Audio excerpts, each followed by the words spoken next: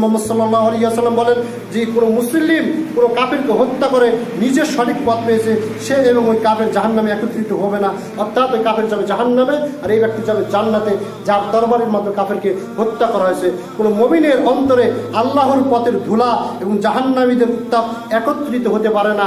আল্লাহ তাআলা রাসূল মুহাম্মদ সাল্লাল্লাহু আলাইহি ওয়াসাল্লাম অনুরূপ কোনো বান্দার অন্তরে ঈমান এবং হিংসা একত্রিত হতে পারে না। কোনো বান্দার ভিতরে ঈমান এবং হিংসা একত্রিত পাশাপাশি থাকতে পারে না। যদি হিংসা যদি আসে ঈমান চলে যাবে, হিংসা আসলে ঈমান চলে যাবে, বেঈমান হয়ে মারা যাবে।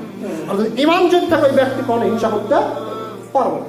আমার বক্তব্য নয়, রাসূল মুহাম্মদ সাল্লাল্লাহু আলাইহি ওয়াসাল্লাম বলেছেন, হাদিস নম্বর 1930 নম্বর হাদিস, রাসূল মুহাম্মদ সাল্লাল্লাহু আলাইহি ওয়াসাল্লাম অন্য হাদিসেও একই বলেন, 2189 নম্বর হাদিস মেশকাতে রাসূল মুহাম্মদ সাল্লাল্লাহু আলাইহি ওয়াসাল্লাম বলেছেন যে তার যত আমল রয়েছে, নেক আমল রয়েছে, আগুন যেমন কাঠকে একেবারে পুড়িয়ে ছারখার করে দেয়, এই হিংসুক ব্যক্তি জ্বলতে জ্বলতে জ্বলতে জ্বলতে এক পর্যায়ে তার সমস্ত আমলটাকে আগুন পোড়ানোর মতো সমস্ত আমলটাকে নষ্ট করে দেয় হিংসুক ব্যক্তি। সুতরাং হিংসুক ব্যক্তির কোনো আমল কালকে আমাদের দিন থাকবে না, কারণ জ্বলতে জ্বলতে সমস্ত আমল কি হয়ে যাবে, নষ্ট হয়ে যাবে।